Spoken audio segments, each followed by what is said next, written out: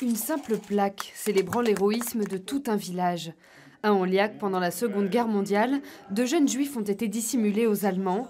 Les habitants se sont toujours tus. Bien sûr qu'on savait, mais le silence complet. Je savais qu'il y avait la bagarre qui m'allait, les Allemands qui passaient, j'ai entendu les coups de fusil, la mitraille. Mais le problème de la baronne et des Juifs qui étaient cachés, pas du tout. Les barons en question, ce sont Jeanne et Gaston de Créty. Dans leur château, ce couple de résistants a accueilli 2 enfants juifs au péril de leur vie. Michel, c'est-à-dire le garçon, maman. Si elle ne les a pas connus directement, Isabelle Cochin de Créty, la petite fille des notables, a vécu cette époque grâce aux anecdotes familiales. Ils partaient à vélo et une fois, juste au tournant d'Exideuil, ils ont été arrêtés par des Allemands, très désagréables.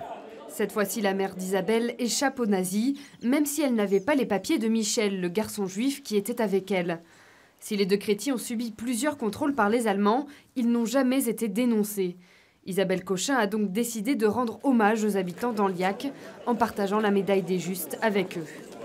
J'ai trouvé que c'était plus que normal que notre tout petit village soit honoré par ce qu'il avait fait pendant la guerre. Ils ont tous, pour une fois, ils ont pu parler de la guerre.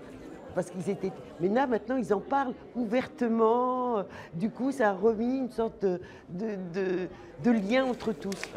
S'il reste très peu de témoins de cette époque, Anliac est enfin lui aussi reconnu pour sa bravoure, comme une 50aine de villages en France.